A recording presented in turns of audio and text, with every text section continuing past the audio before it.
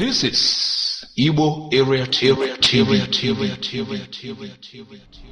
Biafra, IPOB names 7 nations making up Biafra, reveals its system of government.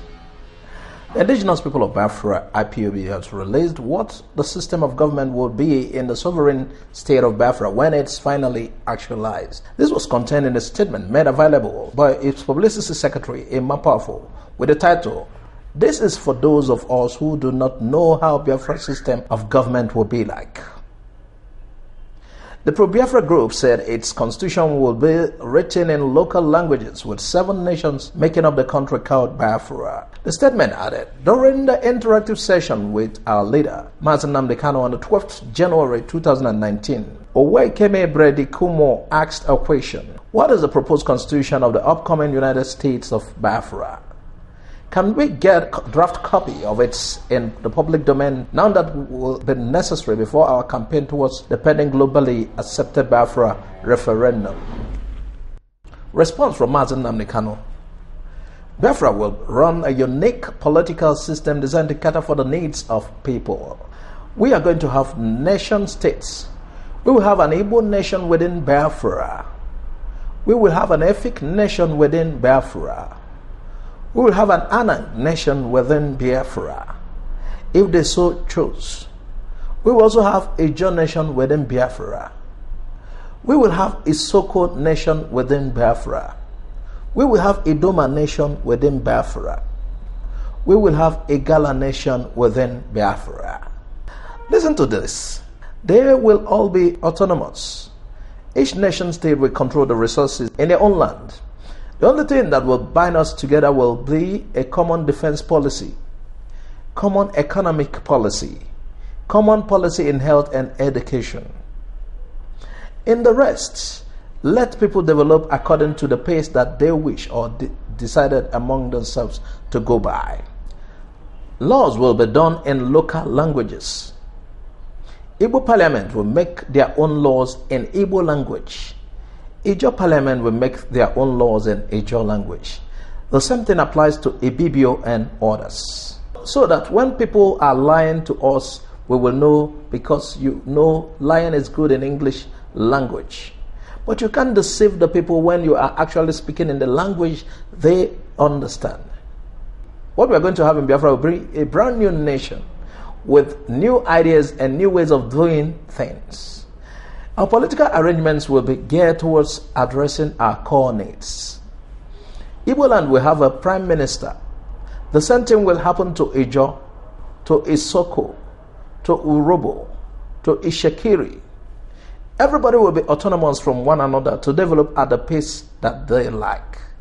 That is the type of Biafra we are seeking to have. And that is the type of Biafra we are going to have. That was according to the leader of the indigenous people of Biafra, IPOB, when asked in a radio program what kind of country IPOB plans to run. And in another headline, Biafra, Ohaneze youths identified those allegedly sponsoring Nnamdi to cause confusion. The Ohaneze Youth Council, OYC, and a coalition of Igbo groups accused the leader of the indigenous people of Biafra, IPOB, Nnamdi, of working for politicians to cause confusion in Abia and Ebonyi states. The coalition said Kanu has derailed from his pursuit for the actualization of Biafra and was being sponsored by politicians to cause confusion and pursue campaign of calumny against those who mean well. They said this while condemning the verbal attacks on governors of Abia State, Okezikpe Azu, and his Ebonyi counterpart, David Umahi, by IPOB. IPOB has quoted Kanu as saying both governors should be voted out because they are sabotaging the agitation for the actualization of Biafra. Speaking after their meeting in Abakaliki, the national president of OYC, Okechukwu Isuguzoro, said Kanu should be ignored by people and of the listed states. He said the coalition of Igbo groups, namely World Igbo Youth Congress, Southeast Women Professionals, and Igbo Students Movement, had met with the forum of Bibenga agitators and resolved that the attack was laughable. It is laughable that Kanu is reeling from his Biafra agitation and now being sponsored by politicians to cause confusion and pursuing the campaign of calumny against those who mean well for him. Isiguzo urged the IPOB to emulate the maturity and non-violence approach of the movement for the actualization of the sovereign state of Biafra, MASOB, led by Uchenna Madu. Biafra, Abaribe asked Court of Appeal to relieve him as Kanu's surety. Senator Enyinnah Abaribe has asked the Court of Appeal in Abuja to relieve him of his surety status in the case of the leader of the indigenous people of Biafra, IPOB, Nnamdi Kanu. Senator Abaribe, a Jewish priest, Emmanuel Shalom, and an Abuja-based accountant, Tochukwu Uchendo, were on November 14, 2018, asked by a federal high court in Abuja to temporarily forfeit 300 million naira bail bond they entered into for Kanu's bail. Kanu, who was facing trial on a 3-count charge bordering on conspiracy to commit treasonable felony and setting up illegal broadcast stations, alongside Bright Chimezie, Chidebere Onwudiwe, Benjamin Madbu, and Chidebere Onwu, failed to appear for trial since the alleged army raids on his home in Abia State in September 2017. Abaribe, to his counsel, Chukwu Machukwume SAN, has informed the appellate court that under the provision of Section 55 of the Administration of Criminal Justice, ACGA, and other provisions of the Constitution, a serving senator is legally exempted from standing as surety. Machukwume said, thus, the trial court had not done the needful under the law. Otherwise, it would have found that by law, the appellant, a senator, is legally exempted from giving security for the good conduct or behavior of a suspect. While no date has been set for the appeal, Justice Binta Nyako of the Federal High Court has fixed March 28 to hear arguments on why the bail bond forfeiture order should not be absolute. Still on the kidnapping ploy, ex-governor Ohakim defends IPOB. A former governor of Imo State, Dr. Ikere Ohakim, has cautioned Igbo leaders on the dangers of tagging the indigenous people of Biafra, IPOB, a kidnapping organization. Ohakim, the governorship candidate of Accord Party in Imo State, stated this while responding to questions from journalists after a town hall meeting in Owerri, the state capital. A journalist has asked him what he thought about the allegation that the IPOB was a kidnapping organization and that it had plotted to kidnap some Igbo leaders, kill them, or collect a ransom. Responding to the question, Ohakim recalled that his attention had been brought to the issue wherein IPOB had been publicly accused of being a kidnapping organization, adding that it was alleged that the organization hatched an elaborate plot to kidnap some of top Igbo politicians and then either kill them or collect the ransom. A statement by Collins Ugara, Chief Press Secretary to Ohakim, quoted the former governor as saying, "While I am not a member of the IPOB and thus unqualified to hold brief for the organization, I make bold to state that it is the height of recklessness and insensitivity to publicly accuse the IPOB or anybody for that matter of being a kidnapper, especially in this case of plotting to kidnap and kill top Igbo political leaders. Such a reckless and weighty accusation should not be bandied lightly, as it carries the potential to yet again make the IPOB the target of another lethal and extrajudicial security operations and portray its members and leaders in a more bad light. It is enough that IPOB has been mad in fighting legal, political, and diplomatic battles to get the listed as terrorists and proscribed organization."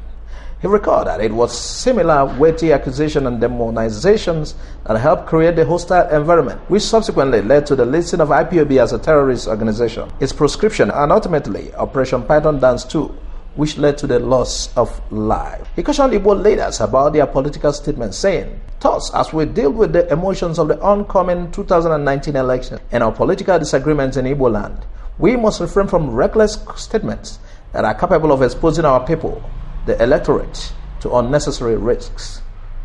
If anybody had any actionable intelligence or information that a criminal activity is afoot, such should be discreetly reported to the security agencies for proper investigations. Levying public accusation of criminality without any scintilla evidence is as dangerous as it is hardly effective in investigating or combating crime. It is worse when such accusations emanate from high officials who are possessed of the vantage position to know better." We'd like to round up with this one. Now, for those saying that the movie is a whack, That is your damn business, or still go produce your own and get a proposal to Netflix. A business owner, I don't call her actress. Genevieve is a businesswoman just like Linda, and these ladies are inspiring and a demonstration of what a young woman can achieve in a society like ours. Give it to them, please. Also, this is a pointer to all these people that think speaking local language isn't cool. The movie Lionheart is a combination of Igbo and English, and that is what it is. It's not about speaking fake accent, it's about being original, and Netflix is original. That is what she sold, just like Achebe's book, Things Fall Apart. The book is the bestseller in Africa. Guess what? It was written in English and Igbo nuances. So what is the clause here? Originality sells any given day. Stop forming, especially to our young girls. She projected everything Nigeria, from the culture of our language to Nigerian car brand Innocent. Isn't that cool? Then the all Nigerian cast in the movie. This is showing our local talents to the world with our local English accent and maybe Igbo nuances. We must sell ourselves to the world. We must blow our trumpet for the world to hear. Nobody will do that for us. This isn't only in entertainment. We must start appreciating ourselves. Genevieve used Innocent. That is the Nigerian car, and now in the world stage. Why can't you think of buying Nigerian and stop calling Nigerian products locally made, Aba made, Igbo made, or inferior? Chinese started this way, same with Japan. In short, the movie is a patriotic movie, bought Niger and showed Nigerian culture and language to the world. You know what just happened? The film Lionheart by Genevieve won the hearts of Netflix. So don't underrate anybody. Don't underrate any of such content, especially because it has our own flavor. Don't underrate any content. And we're proud to identify with Genevieve Nnaji. She is an Igbo. She made us Igbos proud while we're still in Nigeria. Thanks for listening to Igbo Area TV. Please subscribe to our YouTube channel for more updates. You can also visit our Facebook page and like the page. You can join our Facebook group, Igbo Area TV. God bless you and bye for now.